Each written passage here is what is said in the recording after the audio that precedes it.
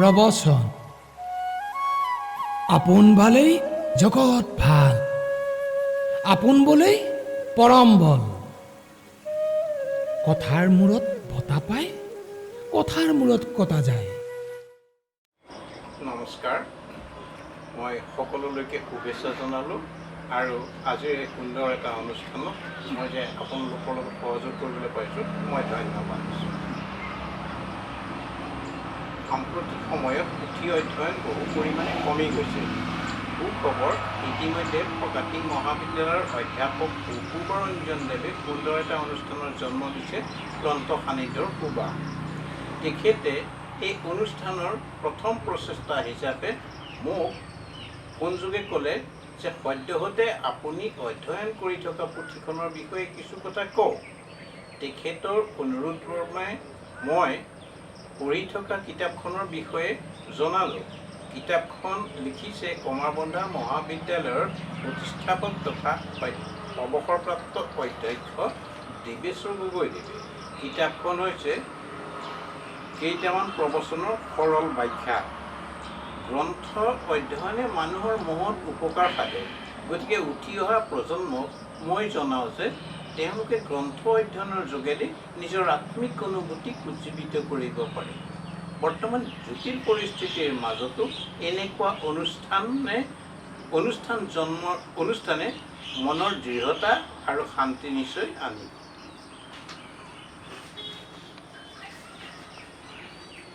মহঙা বাস্য বিম্বিত হোৱা এখন পুথি, কেইটামান প্ৰবচনৰ সৰল ব্যাখ্যা। সংসাৰ যাত্ৰাত খোজ পেলাই পৰিশীলিতভাৱে জীৱন যাপন কৰিবলৈ অনেক দিশৰ বহু কথা জানিবলগীয়া আৰু শিকিবলগীয়া হয়। প্ৰকৃতাৰ্থত কথা শিকাৰ আদি আৰু অন্তৰ কোনো নিৰ্ণিত সীমাৰেখা নাই। জন্মৰ পৰা অন্তিম দশালৈকে শিকা হয়। নিজৰ দেহাটো নিৰোগী কৰি ৰাখিবলৈ, বাস্তৱ জগতৰ কথা অনুধাৱন কৰিবলৈ, আপোন পৰিচয় প্ৰতিফলিত কৰিবলৈ, প্ৰগতিৰ দিশত এখোজ আগবাঢ়ি যাবলৈ, সুচিন্তা কৰিবলৈ, নিস্বাৰ্থভাৱে পৰৰ সহায়কাৰী হ'বলৈ, জগৰীয়াৰ প্ৰতি মাৰ্জনাকাৰী হ'বলৈ বিদ্যা শিক্ষাই একমাত্ৰ সাৰচৰ্ত। মূলতঃ মানুহ আগুৱাই যোৱাৰ প্ৰধান আৰু প্ৰথম অধ্যায় হৈছে শিক্ষা। এই বিদ্যা অৰ্জনৰ পন্থা বিবিধ। মানুহে সৰ্বপ্ৰথমে কথা শিকে মাতৃৰ পৰা, মাকৰ পৰা প্ৰসাৰিত হৈ ঘৰৰ অন্যান্য সদস্যসকলৰ পৰা অনেক কথা শিকিবলৈ পায়। সেয়েহে স্বগৃহতে প্ৰত্যেকেই জীৱনৰ বুনিয়াদ ৰচে। লাহে লাহে ঘৰৰ চাৰিসীমা অতিক্ৰম কৰি চৌপাশৰ পৰিৱেশে আগবাঢ়ি যোৱাত ইন্ধন যোগায়। দ্বিতীয়তে, ক্ৰমান্বয়ে বয়স বাঢ়ি অহাৰ লগে লগে সংসাৰৰ আবহাৱাৰ উৱাদি পোৱা যায়। এই পৰ্যায়ত বহিৰ্মুখী জগতৰ লীলা খেলা, নিকটৱৰ্তী লোকৰ গতিবিধি, আচাৰ ব্যৱহাৰ, মাত কথা আদিৰ লগতে আপোন কৰ্মক্ষেত্ৰত আগবাঢ়োতে বিভিন্ন দিশত লাভ কৰা বিভিন্নজনৰ মৰম প্ৰীতি, ককৰ্থনা বিকৰ্থনা, ঠেকা ফুকলিত হাবুডুবু খায়ো বহু কথা শিকা হয়। পৰিৱেশ পৰিস্থিতি আৰু প্ৰকাৰ অনুযায়ী তথা অৱস্থা ভেদে জীৱনব্যাপী লাভ কৰা দিশৰ কথাবোৰ জীৱন গঢ়াত বিশেষ মাত্ৰা প্ৰদান কৰে। তৃতীয়তে, বিধিগতভাৱে নিৰ্ধাৰিত পুথি পাঠ্যাভ্যাস কৰি নজনা কথাবোৰ প্ৰশিক্ষণপ্ৰাপ্ত জনা বুজা লোকৰ পৰা শিকি লোৱা হয়। এই প্ৰক্ৰিয়া সকলোৰে কাৰণে অনায়াসিদ্ধ নহয়। বিদ্যা শিক্ষা আহৰণৰ এই তিনিটা প্ৰক্ৰিয়াৰ মাজৰে দ্বিতীয় পন্থাৰ ভূমিকা অপৰিসীম। কাৰণ আমাৰ সমাজত সিদিনালৈকে অনাখৰী লোকৰ সংখ্যা সৰ্বাধিক আছিল। কিন্তু তেওঁলোক আত্মবেদী আৰু বুদ্ধিমান আছিল। আখৰ নিচিনা এই গয়ালী লোকসকলৰ শিক্ষা প্ৰদানৰ ব্যৱস্থাটো মন কৰিবলগীয়া। তেওঁলোকৰ জীৱন সংগ্ৰামত বিভিন্নভাৱে লাভ কৰা অভিজ্ঞতাৰ ওপৰত ভিত্তি আৰোপ কৰি অনুজসকলক জীৱনৰ ব্যৱহাৰযোগ্য কথাবোৰ মৌখিকভাৱে শিকাই দিয়ে। এনে ক্ষেত্ৰত কৰ্মৰ মাজেদি বহু কথা শিকোৱাৰ ব্যৱস্থা কৰে। কিন্তু বহু কথা অন্য এটা বিষয় বা বস্তুৰ ওপৰত নিৰ্ভৰ কৰি বা তুলনা দি পকুৱাপকিকৈ কথাবোৰ প্ৰকাশ কৰে।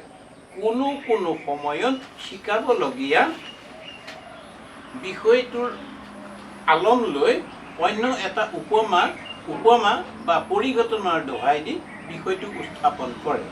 কেতিয়াবা মূল বিষয়টোক লক্ষ্য কৰি অন্য এটা বিষয়ক অনুসংগ কৰি কথাবোৰ প্ৰকাশ কৰে। বহু কথা চিধা চিধিকৈ নকয়। অনেক কথা ঠাৰে চিয়াৰে বা উপমা দৰ্শাই ব্যক্ত কৰে।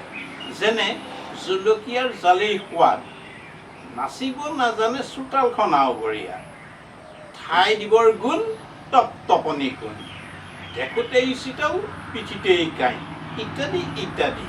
নিৰক্ষৰ সৰল গয়ালী লোকৰ ঠাৰে চিয়াৰে প্ৰকাশ পোৱা এই ৰচনা বা বাক্যাংশবোৰক শিকনি, উক্তি, বিৱৰণ, প্ৰবচন, প্ৰবাদ, জতুঠাঁচ, ফকৰা যোজনা, আপ্তবাক্য ইত্যাদি অভিধা প্ৰদান কৰা হয়। এনে ৰচনা শৈলীবোৰে জাতিতত্বৰ স্বাক্ষৰ বহন কৰে। এনেকুৱা মণিমণ্ডিত অৰ্থভাণ্ডাৰ ৰচনাৰে অসমীয়া ভাষাৰ ভঁৰালটো সৰ্বত্ৰ সহকাৰে খোন খাই আছে। এই সম্পদবোৰে প্ৰমাণ কৰে অসমীয়া ভাষা কিমান প্ৰাচীন, গভীৰ আৰু অন্তৰ্বশী।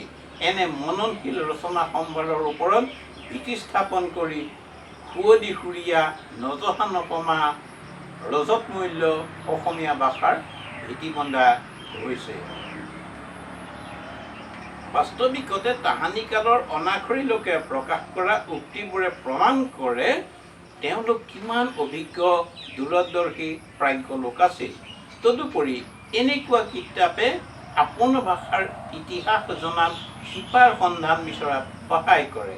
অসমীয়া ভাষা সাহিত্যৰ ভঁৰাল সন্নিহিত হোৱা এই পুথিখনৰ আঁৰৰ ব্যক্তিজন হৈছে গোলাঘাট জিলাৰ কমাৰবন্ধা মহাবিদ্যালয়ৰ প্ৰাক্তন অধ্যক্ষ দেৱেশ্বৰ গগৈ। গগৈদেৱৰ এই সুকৃতিয়ে মঙলিবলৈ উপক্ৰম কৰা সোণসেৰীয়া অসমীয়া ভাষাৰ মুকুতামণি বিচৰাত সহায় কৰিব। গগৈদেৱৰ প্ৰচেষ্টা নিশ্চয় প্ৰশংসনীয়। ধন্যবাদ।